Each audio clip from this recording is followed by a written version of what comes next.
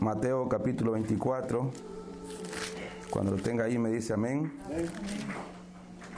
Y vamos a orar antes para poderlo interpretar correctamente. Que el Señor nos ayude a poder entender su palabra esta noche.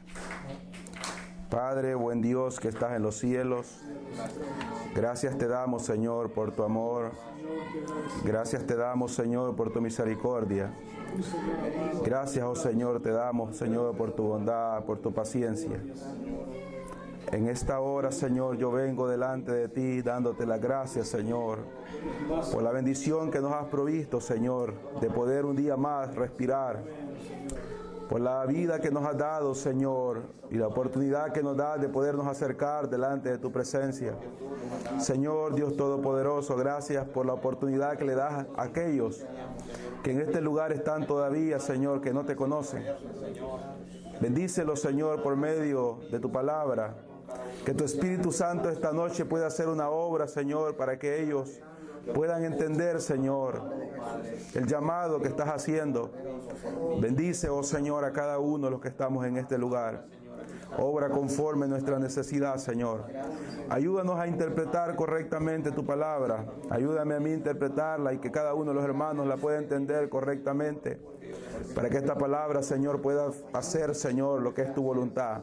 Te pedimos que sea tu Espíritu Santo obrando, Señor. Que apartes nuestra mente de todo aquello que no te exalta. Que apartes la mente de aquellos amigos, Señor, de todo aquello que quiere perturbarle, Señor, para que no entiendan tu palabra. Que sea tu Espíritu Santo, Señor, apartándonos de todo aquello que no edifica en esta noche. Que nuestra mente esté centrada, Señor, en ti, oh Señor de los cielos. Que nuestro corazón pueda estar, Señor, palpitando, Señor, pero pueda estar, Señor, anhelando, Señor, que tu palabra se haga real, Señor, en cada vida. Glorifícate, Señor, como lo has hecho hasta este momento, en Cristo Jesús, Señor nuestro. Amén y amén. Mateo capítulo 24. Mateo capítulo 24, versículo 12, dice: por haberse multiplicado la maldad, el amor de muchos se enfriará. Mas el que persevere hasta el fin, éste será salvo. Pueden tomar asiento.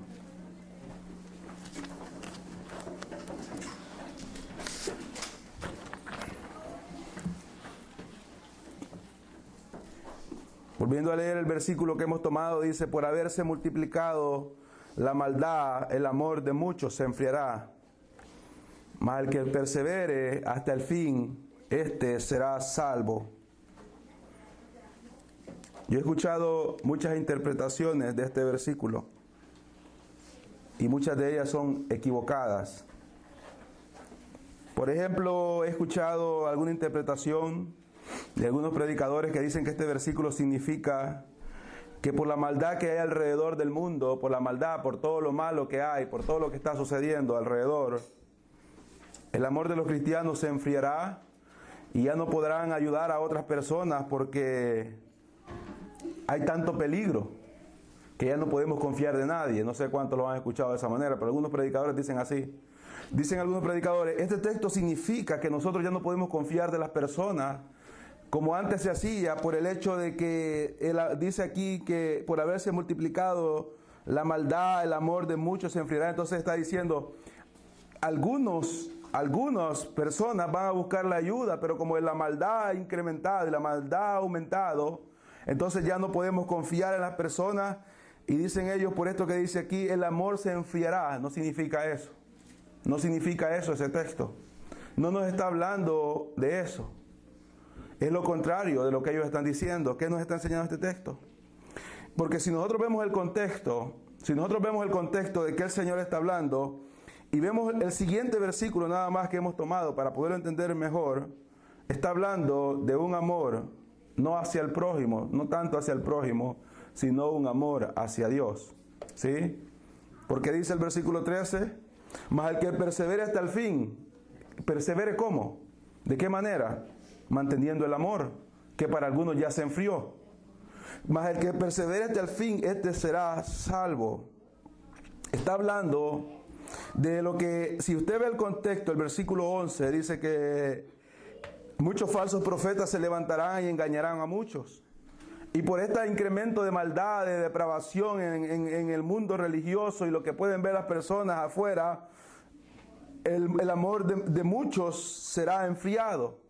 Muchas personas serán apartadas, se apartarán del cristianismo. Muchas personas se apartarán y ya no querrán seguir en el cristianismo. Porque es una de las muestras y es un resultado de la apostasía. La apostasía lo que hace en el día de hoy, ¿qué es la apostasía? La apostasía es aquello que va en contra de Dios, que antes ha estado de acuerdo supuestamente con la palabra del Señor, pero luego se rebela en contra de ella, y no solamente se rebela, sino que la ataca, ¿verdad? Esa es la apostasía. Entonces la apostasía es lo que produce. Las personas llegan a la iglesia y comienzan a sentir emociones. Sienten muchas emociones y sienten avivamientos, pero son avivamientos momentáneos, nada más, de un momento de sentir alegría y agradecimiento y testifican lo que Dios ha hecho. Pero luego las personas comienzan a menguar y comienzan, ya no le vemos el mismo avivamiento ni el mismo gozo y comienzan a tener actividades mundanas, comienzan a comportarse como antes lo hacían. ¿Qué está sucediendo? Lo que está sucediendo es que lo que ha pasado en ellos es que el amor, lo que el Señor habla, Apocalipsis, a la iglesia de Éfeso les dice: tengo contra ustedes que han perdido el verdadero amor. Entonces aquí esto es lo que sucede en este versículo, es que las personas, el amor se va enfriando y ya no hay un amor verdadero hacia Dios. Y comienzan a hacer todo el tipo de cosas que antes hacían y comienzan a estar lo que comúnmente se llama un pie adentro y un pie afuera, dicen las personas, ¿verdad? Dicen, esa persona está con un pie adentro y un pie afuera. O se le pregunta a alguien, ¿y usted cómo está? Yo estoy con un pie adentro y un pie afuera. En el cristianismo, ¿se está con los dos pies adentro o se está con los dos pies afuera? No se puede mitad y mitad. Con Dios no se puede 50 y 50. Con Dios se entrega por completo el hombre o no se entrega por completo. De eso se trata el cristianismo. Si no, de nada sirve ser cristiano. Mejor sigamos siendo como antes éramos. Pero estas personas se enfrían. Entonces el versículo 13 nos da la respuesta del verdadero cristiano, porque dice: mas el que persevere hasta el fin, este será salvo. La palabra fin aquí, ¿a qué se refiere? Se refiere a dos momentos: uno, la muerte, y el otro, en la venida de Cristo. Uno se refiere a un momento, a un suceso, cuando muramos. El que persevere hasta el último momento, que respire la última vez aire en esta tierra, en este mundo, y persevere hasta ese momento luchando. La perseverancia se refiere a algo que se llama lucha, ¿verdad?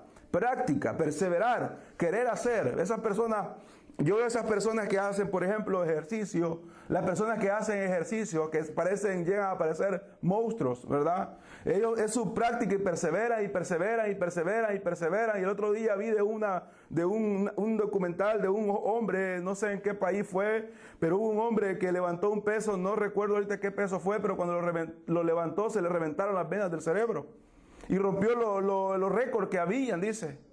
Pero él para levantar eso no fue que de un día a otro lo pudo hacer.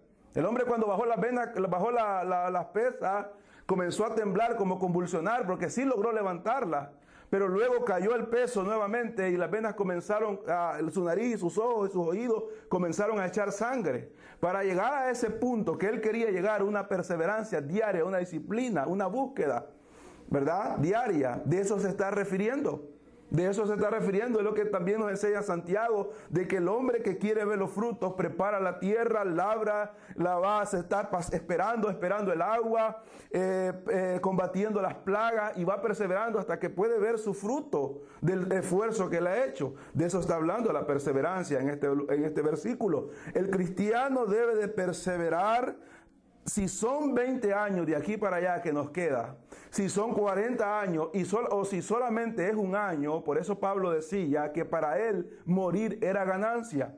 ¿Por qué era ganancia para Pablo el morir? ¿Por qué es ganancia para un cristiano? Porque en el momento que un cristiano muere, en ese momento su batalla, su lucha en la tierra ha terminado para siempre. Ya no hay más lucha, ya no hay más tentación, ya no hay más combate, ya no hay más lucha, ya no hay más tristeza por el pecado, ya la victoria se ha ganado. Pablo, cuando iba camino a la guillotina, porque Pablo fue decapitado, cuando Pablo iba camino a la guillotina, él le había escrito a Timoteo, a sus discípulos, y le dice: yo estoy a punto de ser sacrificado, yo estoy a punto de ser sacrificado. He peleado la buena batalla. he guardado la fe. ¿Qué está diciendo Pablo con eso?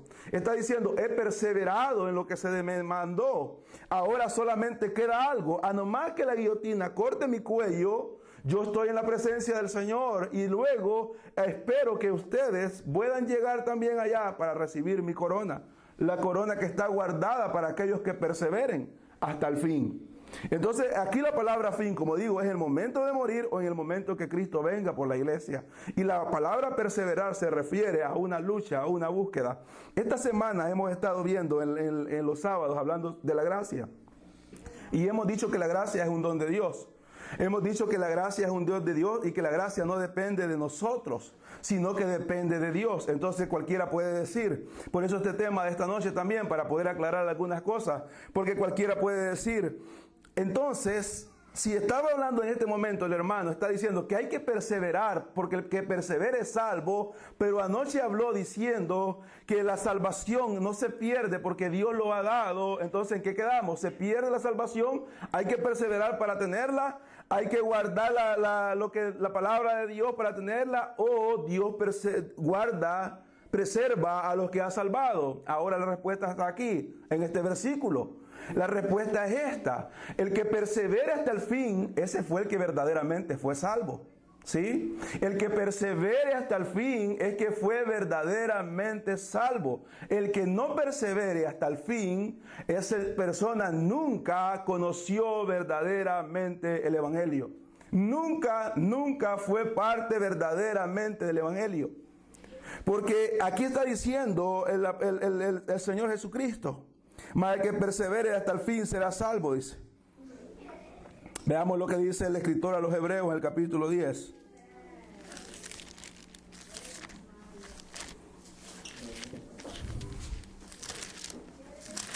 Hebreos capítulo 10 nos dice,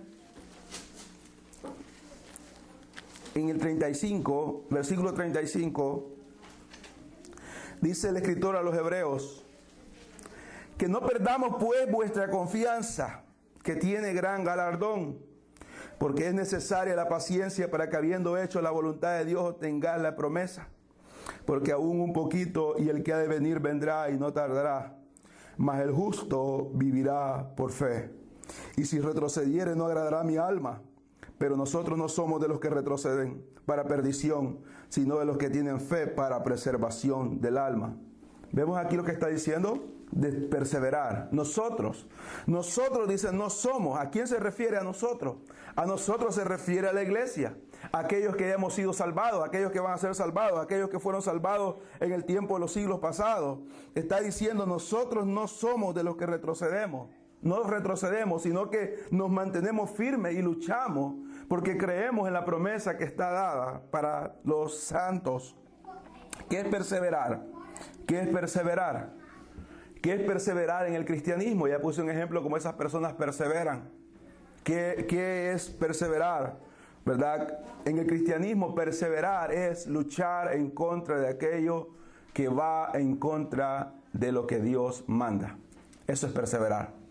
Perseverar es ir en contra de aquello de lo que Dios manda. Dios nos escogió, Dios nos salvó, Dios nos santificó. Ahora Dios nos ha tomado del mundo, nos vuelve a poner en el mundo, pero ya como personas diferentes.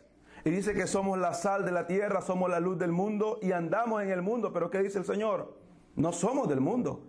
Entonces, para no ser del mundo, se necesita algo. Se necesita demostrarle al mundo que ha habido un cambio en nuestra vida.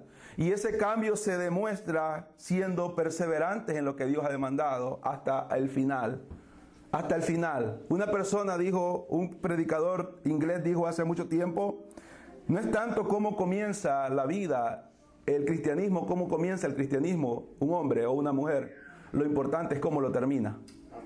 No es tan importante, dice el hombre, cómo lo comienza. Puede comenzar en debilidad, puede comenzar en una gran lucha, lo vemos en las Escrituras, de que hubieron hombres que fueron de una manera transformados, otros de otra manera transformados, pero lo importante es cómo lo terminemos, porque de la forma como nosotros terminemos nuestra vida de cristianismo, de cristiano, como terminemos el cristianismo, será el resultado que obtendremos al final de nuestros días.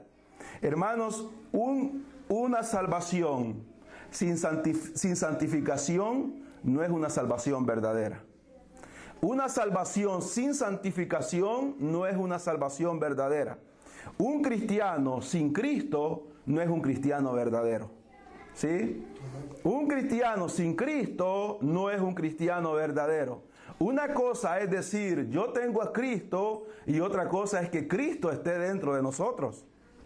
Una cosa es que una persona diga, yo tengo a Cristo. Si vamos a evangelizar en la calle y encontramos un ebrio en la frente de la licorería y el ebrio está ahí y dice, yo tengo a Cristo, y nosotros decimos que estamos predicando a Cristo, si Cristo es mi amigo, Cristo mora dentro de mí. Lo que este hombre está diciendo, que en ese momento que está ingiriendo alcohol, no solamente lo está ingiriendo él, lo está ingiriendo también el Espíritu Santo. Es algo totalmente antibíblico.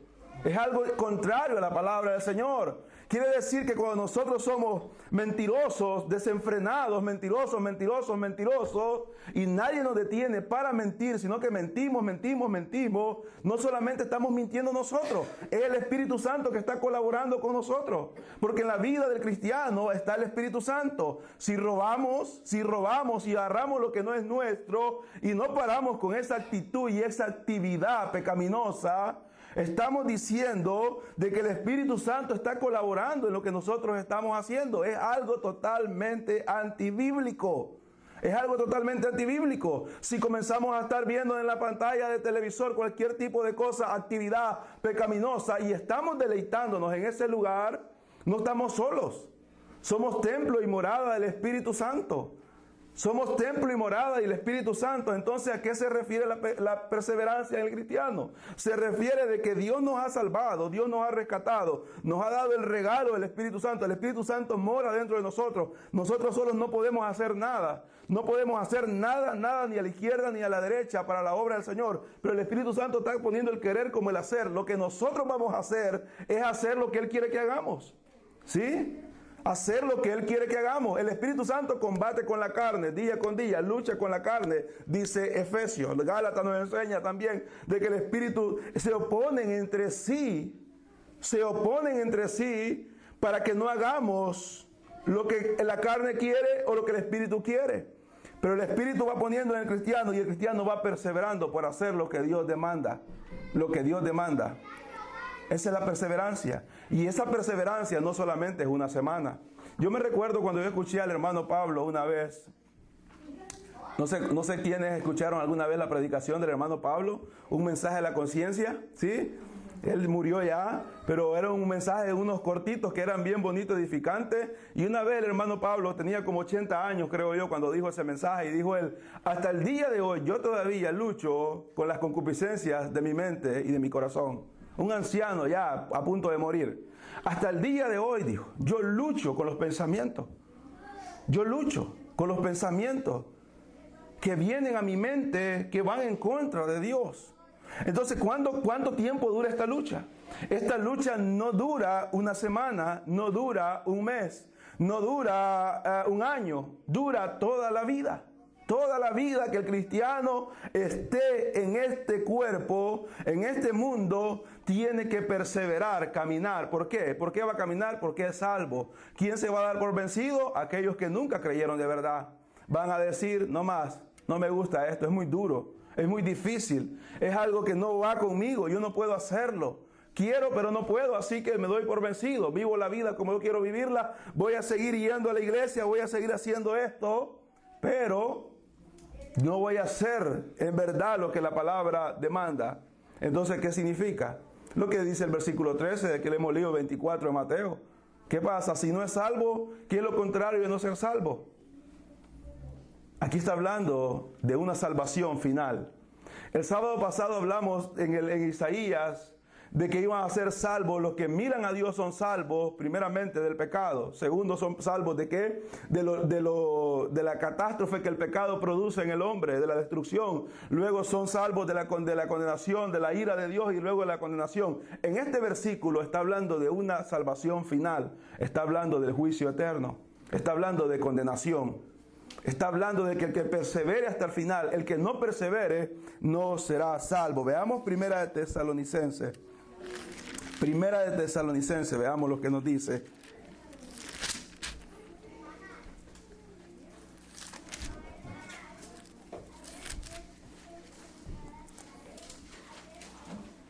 1 Tesalonicenses 4.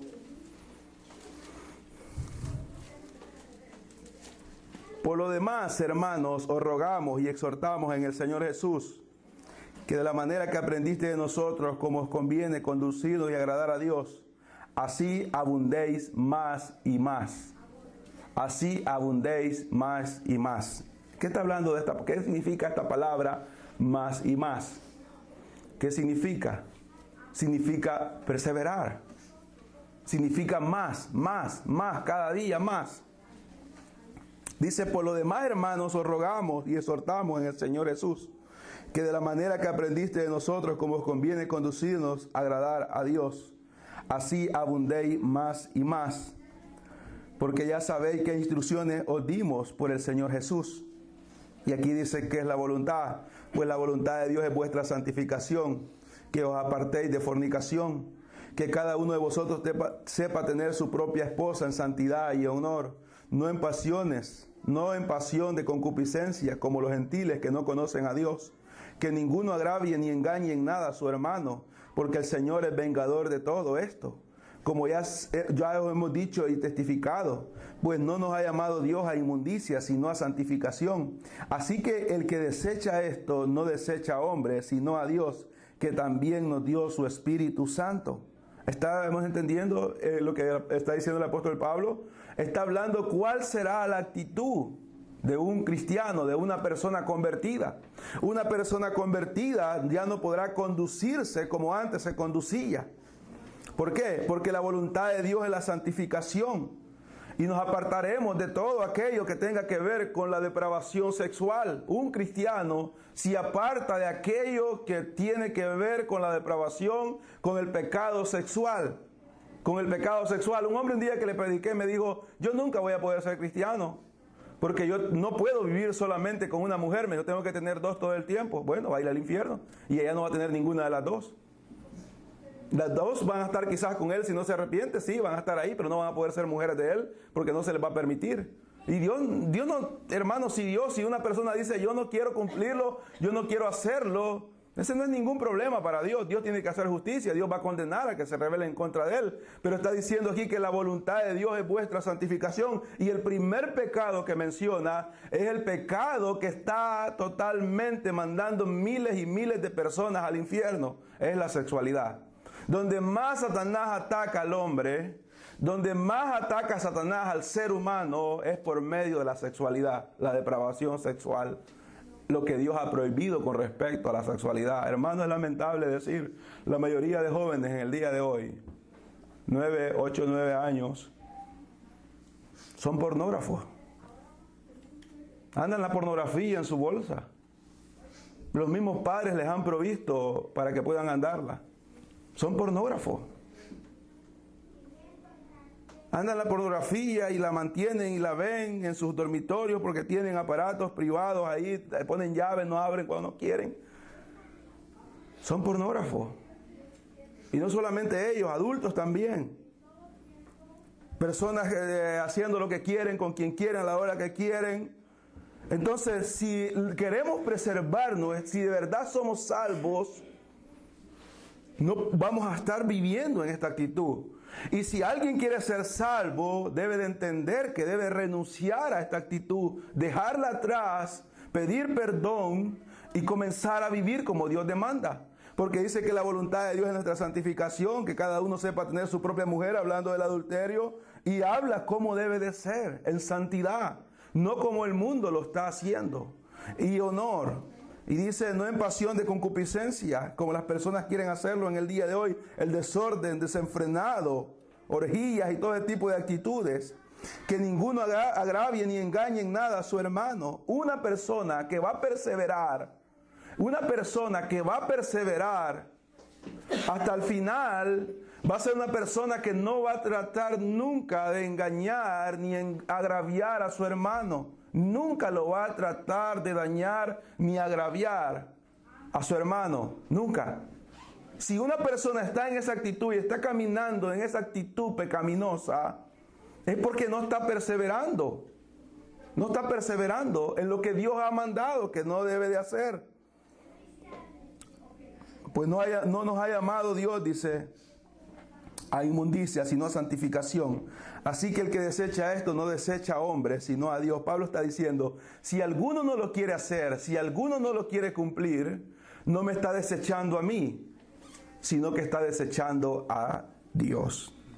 A Dios, que también nos dio su Espíritu Santo. Aquí no se está refiriendo Pablo a las personas que le ha dado el Espíritu Santo, sino se está refiriendo a él mismo, que él tiene el Espíritu Santo, entonces está hablando de parte de Dios. Cuando alguien dice, yo no lo quiero cumplir, yo no lo quiero hacer, el hermano se enfoca en esto, él a ver qué se cree, o en cualquier parte pueden decir, en cualquier iglesia eso de cualquier predicador, y quiere controlar mi vida. No es que el predicador no quiere controlar la vida. Un predicador que de verdad ama a Dios debe de amar a las almas, y si de verdad ama a las almas, y el predicador quiere un día estar en el cielo, quiere que también esas almas estén en el cielo. Aleluya. Quiere que también esas almas puedan estar con él en aquel día. No tiene que mantener un engaño, sino tiene que hablar lo que verdaderamente la palabra de Dios dice. Dice Primera de Pedro también, veamos Primera de Pedro 2, el versículo 1. Esto habla de la perseverancia. ¿Qué es la perseverancia? ¿Qué es que vamos a hacer? ¿Qué fruto vamos a dar si estamos perseverando? Dice, desechando pues toda malicia. Y vuelve a hablar el otro apóstol y habla toda mentira, todo engaño, hipocresía, envidia y todas las distracciones. ¿Y qué es lo que debemos de hacer contrario a esto? Desear como niños recién nacidos la leche espiritual no adulterada, para que por ella crezcáis para salvación. Para que por ella crezcáis para salvación. Si es que habéis gustado la benignidad del Señor. Aquí pregunta, dice el escritor, el apóstol, daremos estos si es que hemos gustado, o sea, en otras palabras, si de verdad hemos nacido de nuevo, si de verdad hemos sido regenerados, si de verdad hemos sido transformados, si de verdad esa expiación bendita funcionó en nuestras vidas y de verdad somos cristianos, que ha alumbrado la luz de Cristo en nuestras vidas y comimos ese pan de vida y los ríos de agua viva están dentro de nosotros, entonces desecharemos toda malicia, desecharemos toda mentira, dejaremos de ser los mentirosos que hemos sido, dejaremos de, al contrario de ser esto, desearemos la palabra de Dios, que la palabra de Dios venga a nuestras vidas, desearemos escucharla, desearemos leerla, desearemos aprenderla, desearemos memorizarla, porque somos salvos. Y aquí dice él, si es que habéis gustado la benignidad. Esto solamente funciona de esa manera.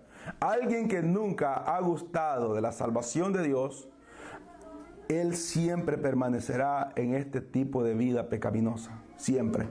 Mire, como lo he dicho antes, el cristianismo es un proceso. Es un proceso. Pero cuando un cristiano, por ejemplo, imagínense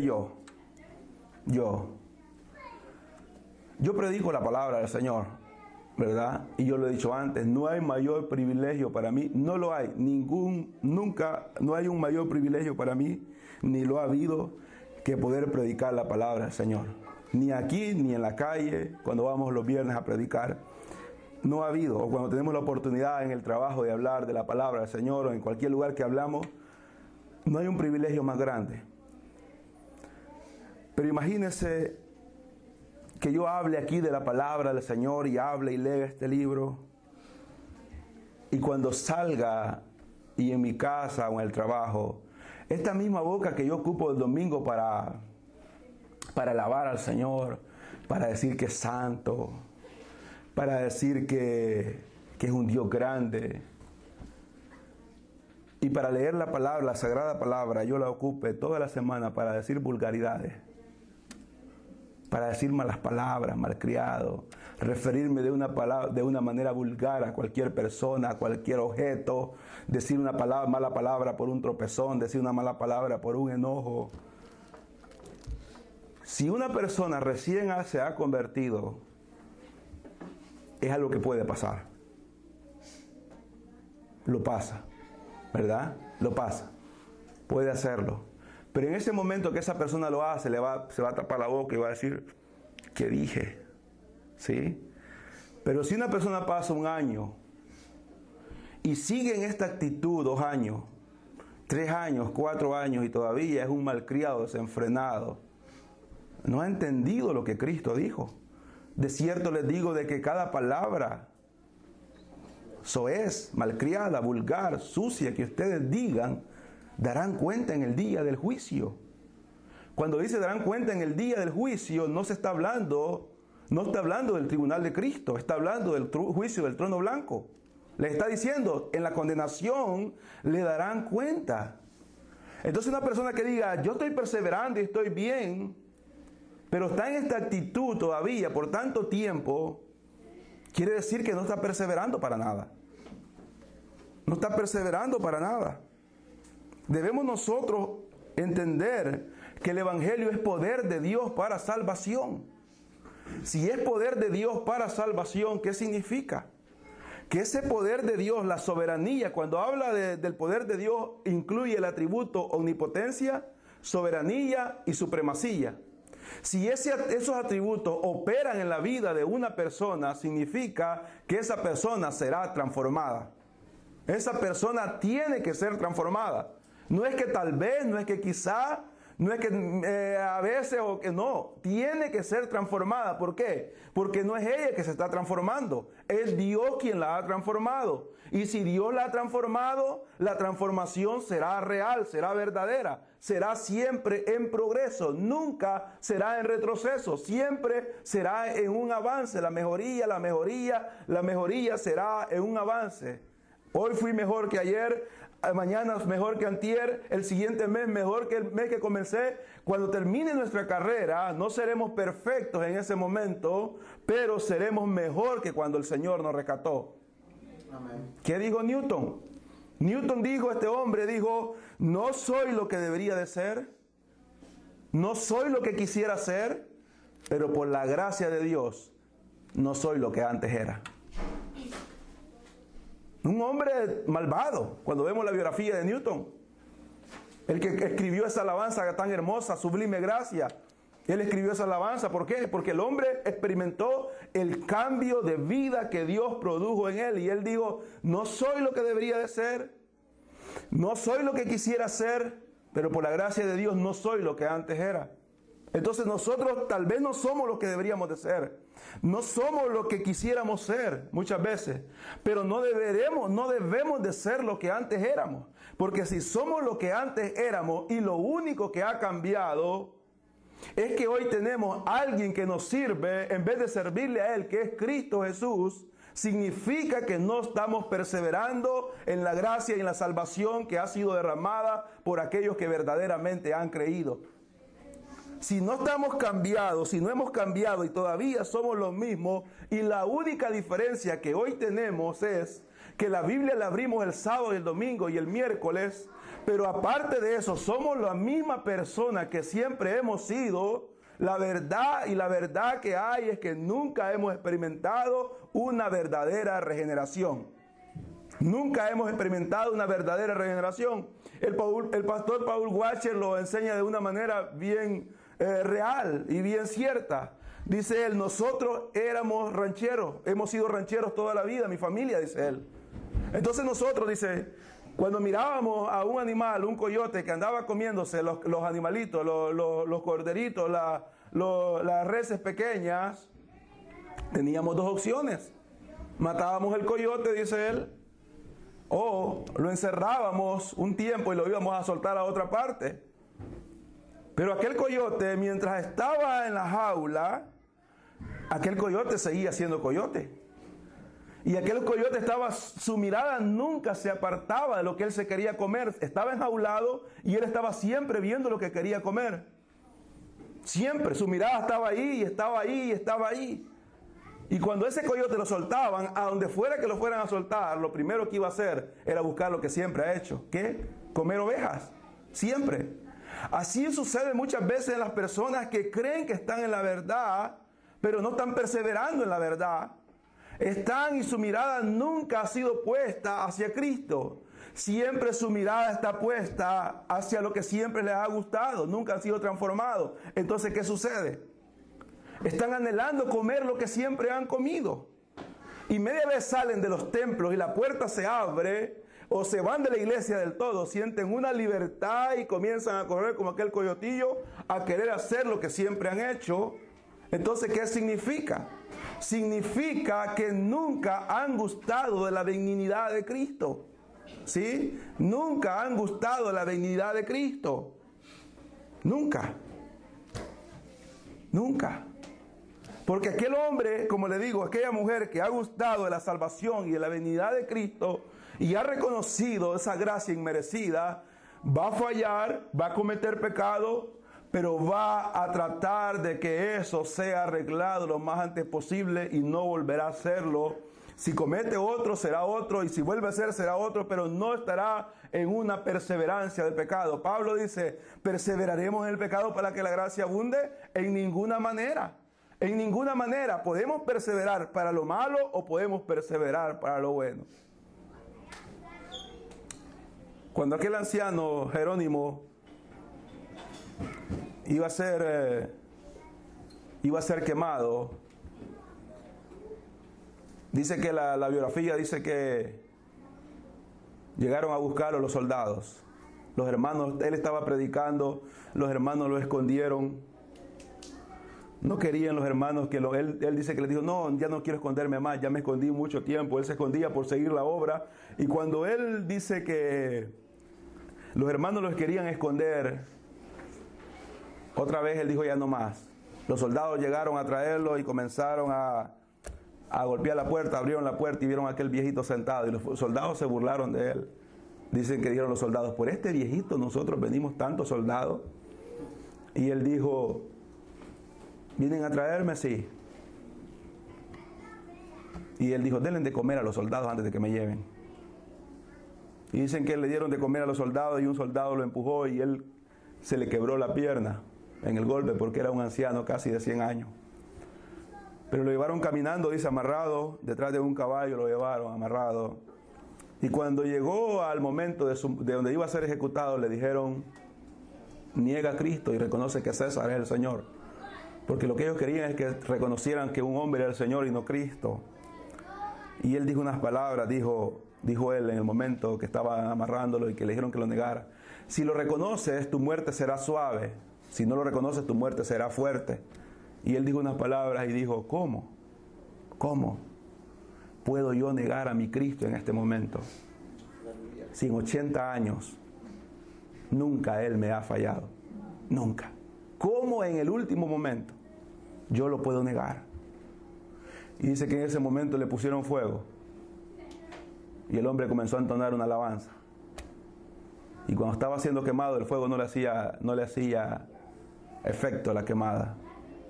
El emperador dijo, métanle la espada. Le metieron la espada en el pecho, en el mero corazón, dice. Y dice que aquella sangre como que avivaba más el fuego para que él estaba siendo quemado. ¿Cómo? Dijo él. ¿Cómo? Mañana 31 de octubre, sí, mañana 31 de octubre, ¿verdad? Se celebra el día de la Reforma Protestante. Algunos iban a pensar que el día de la bruja, yo no me meto con eso el día de la bruja. Algunos papás dicen, hay que enseñarle a nuestros hijos, den una enseñanza de una semana para el día de la bruja. No, la responsabilidad del papá de enseñar. Si es cristiano, es el que le enseña en la casa. De que es pecado. ¿Sí? El papá tiene que decirle, esto no es correcto. Papá cristiano, por lo menos, yo lo entiendo así, mañana mi hijo no va a la escuela. Mañana mi hijo no va a la escuela. Nunca, ni el año pasado ni este año va a ir. Si me preguntan los maestros, me hablan, ¿por qué? Soy cristiano, no quiero que sea parte de eso. Entonces, mañana se cumple el día de la Reforma, celebran. En 1517, eso se dio, la Reforma Protestante. Martín Lutero clavó las 95 tesis en la puerta de la capilla, en contra, una revolución que comenzó de la Reforma Protestante. Pero antes de Martín Lutero hubo un hombre, que no fue Martín Lutero que comenzó la Reforma, sino fue este hombre, Juan Hus. Este hombre fue el que comenzó. Y este hombre, cuando iba a ser también quemado, dijo unas palabras que están todavía grabadas todavía en una placa donde él es, y todavía están en las biografías. Dijo Juan Hus, quizás van a quemar este ganso, pero 100 años después saldrá un cisne. Nunca podrán callar el Evangelio. Y fue que salió Martín Lutero, casi 90 años después de él. Ahora, si nosotros decimos que estamos perseverando? Estos hombres, estaba el fuego enfrente, Pablo tenía la guillotina enfrente, Pedro estaba con una cruz, lo pusieron cabeza abajo para morir, Cristo, nuestro Señor, una cruz, clavos para morir, le quisieron dar vinagre con hiel para una anestesia, era como una anestesia que ocupaba en ese tiempo para que el dolor fuera menos. Cuando él probó que él quería agua y le dan esto, le ponen el vinagre con la hiel, eso era una anestesia que se ocupaba para disminuir el dolor, supuestamente él lo prueba y sabe para qué significa, dice, no, tengo que sufrirlo totalmente, si no, no sirve de nada, tiene que ser 100% el sufrimiento, rechaza la esponja empapada. Entonces, si nosotros vemos esto y nosotros decimos que estamos perseverando, pero no queremos decirle no a nuestros apetitos, hermanos, delante de Dios, lo que podamos hacer no significa nada si no estamos de verdad luchando por guardar lo que Dios demanda. En una lucha siempre hay heridos, hermano, siempre. En una batalla siempre hay heridos, en una guerra siempre hay heridos. Y nosotros vamos a salir muchas veces heridos por el pecado. Muchas veces vamos a salir lastimados y el pecado va a hallar ocasión en nosotros. Pero la diferencia es esta, lo que yo le he dicho, perseverar, levantarnos y seguir caminando y seguir luchando y seguir buscando esa gracia que ya se nos ha sido dada, cubrirnos en ella y luchar, porque la lucha acaba hasta el fin, hasta el momento que morimos o hasta el momento que la trompeta suene. Si no estamos luchando hasta ese momento, todo lo que yo he hecho todos estos días, por estos años, todo el esfuerzo que yo he hecho, si no persevero hasta el final, todo será tirado al infierno. Todo será pérdida de tiempo. Todo. De eso se trata la vida del cristiano. La vida del cristiano se trata de agradar a Dios o desagradarlo. Agradamos a Dios o desagradamos a Dios. De eso se trata la vida en este mundo. Hay dos bandos en este momento. Los amigos de Dios y los enemigos de Dios. Hay dos bandos que están peleando. El mundo no son nuestros amigos. Nosotros llegamos a las tiendas, somos cristianos. Yo les decía a los hermanos, qué bueno que los identifiquen como cristianos las personas. El día después de la vigilia fuimos los que estábamos evangelizando y un señor nos dijo, ¿tienen vigilia ahora? Dijo un señor. No, pero lo invitamos al culto. Le dice el hermano que le habló, ¿tienen culto? Entonces digo, gloria a Dios que los identifiquen. Antes tal vez los identificaban como ladrones, nos identificaban como rateros, nos identificaban como cualquier tipo de cosa y la gente se escondía cuando los miraba. Y decían, ahí va aquel, hay que guardar la cartera, hay que esconder el reloj, hay que hacer todo porque ahí está aquel que es un gran ladrón. Aquel que es borracho, aquel que es ahí va el borracho, ahí va el bolito, decían tal vez. ¿Sí? Ahí va el bolito, tal vez la cara ha quedado, pero ya no somos lo que antes éramos. ¿Verdad? Entonces, ahora la gente dice lo contrario. Pero si nosotros no estamos de verdad agarrados, si de verdad no estamos luchando y no estamos perseverando, cuando nosotros llegamos a esas tiendas, por ejemplo, ellos se sonríen con nosotros, ¿verdad? ¿Usted cree que esa sonrisa es real cuando uno llega? Es mentira, ellos quieren vender. Ellos aborrecen a quien es nuestro Señor. Ellos se ríen con uno, pasa adelante. Ellos son enemigos de Dios. Todos esos programas, todos esos productores de Hollywood, de Walt Disney, todo ese tipo de programas, de productores, cuando usted ve esas películas, que sale un hombre descabezando a otro y salen sacando corazones, videojuegos que le compran y los hijos, hoy hay videojuegos que roban carros, hay videojuegos que matan a los otros, que hay videojuegos que matan a sus padres, hay cantantes de música en inglés, rap, rock, que lo que están diciendo es que matar.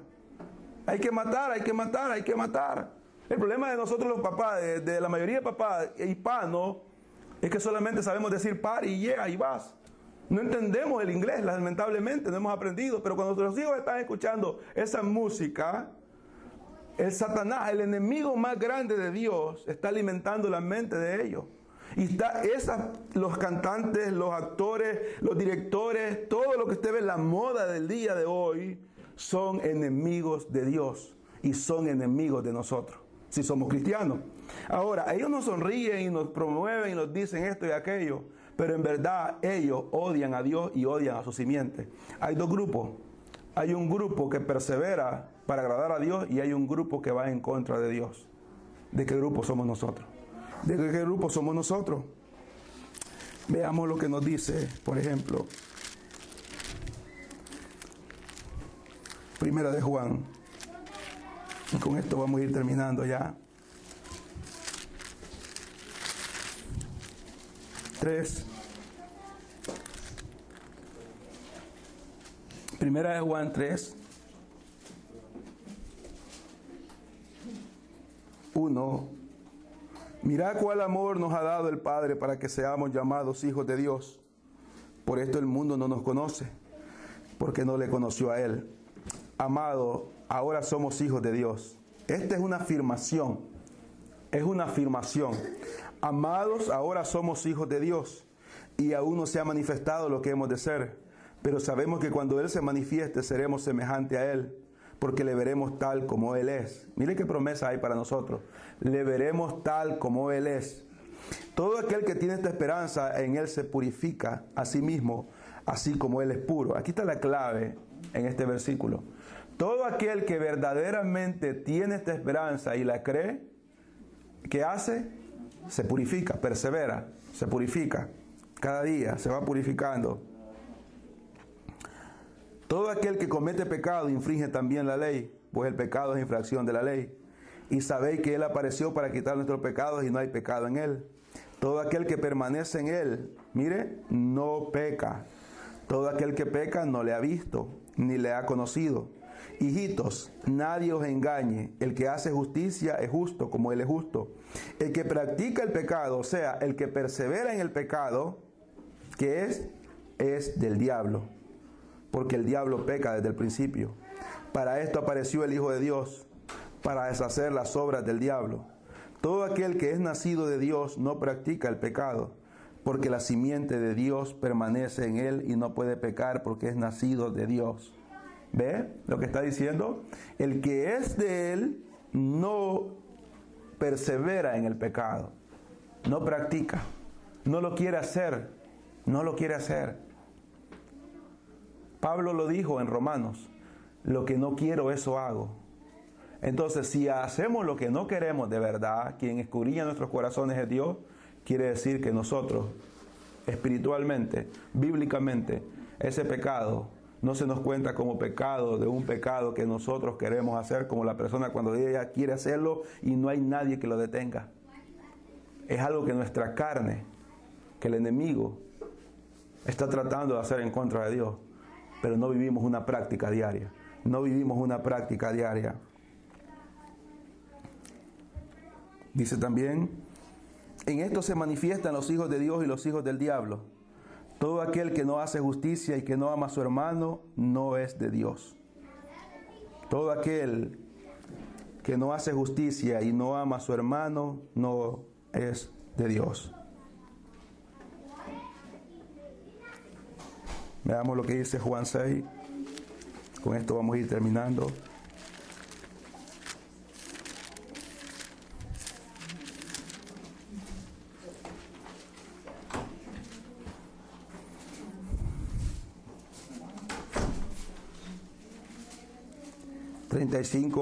Jesús le dijo, yo soy el pan de vida, el que a mí viene nunca tendrá hambre, y en que en mí cree no tendrá sed jamás. Cuando dice Dios jamás, es jamás. Cuando Dios afirma algo, jamás es jamás. Entonces está diciendo jamás, jamás, no tendrá sed jamás, nunca más volverá a tener necesidad de lo que antes quería hacer y de lo que antes le gustaba. Sino vivirá una vida totalmente diferente para siempre, para siempre. Es una garantía que Dios está dando, aquí Jesucristo está dando por medio de su palabra. Dios mismo lo dijo, el que en mí cree no tendrá sed jamás, pero el que cree de verdad, de verdad. Decir creo en Dios es algo muy fácil de pronunciar. Vivir creyendo en Dios es lo que verdaderamente cuesta. Y es lo que verdaderamente vale. Decir que yo creo en Dios, Santiago lo dice, los demonios creen y son más reverentes que nosotros porque ellos tiemblan, dice Santiago. Pero vivir de verdad, creyéndole, es apartarnos totalmente del pecado.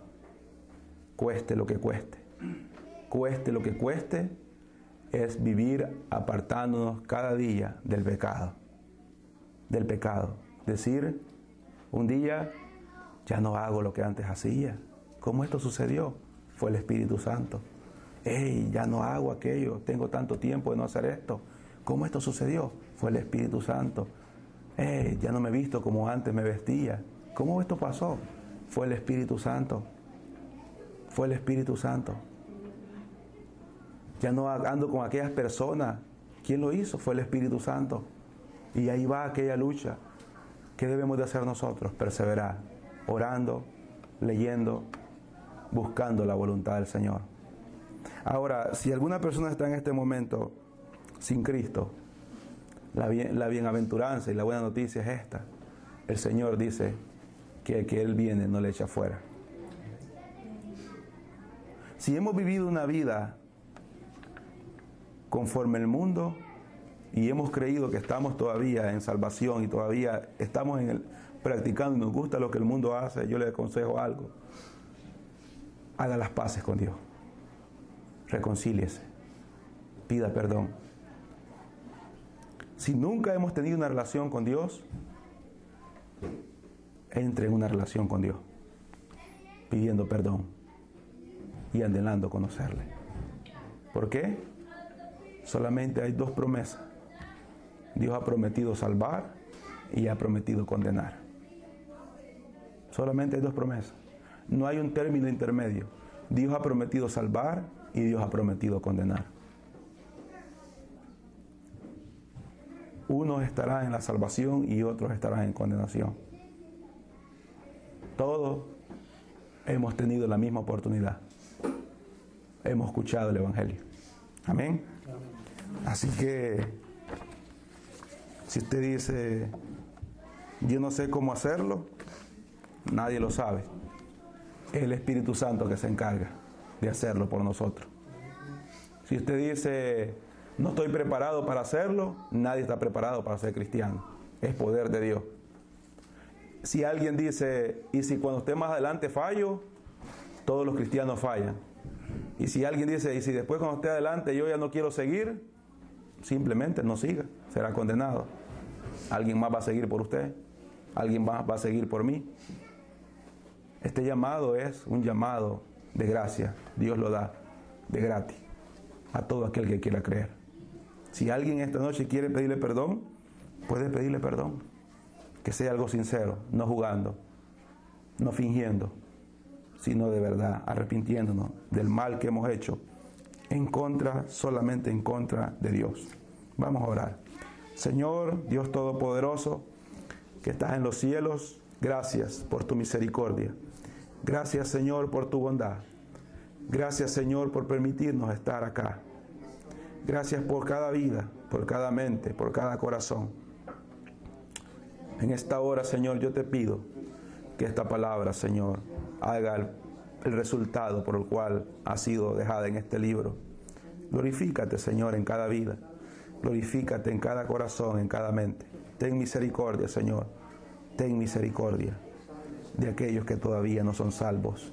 Y ayúdanos a nosotros a caminar en integridad y rectitud, Señor, para poder hacer tu voluntad. Gracias por tu amor y por tu misericordia. En Cristo Jesús, Señor nuestro. Amén y amén.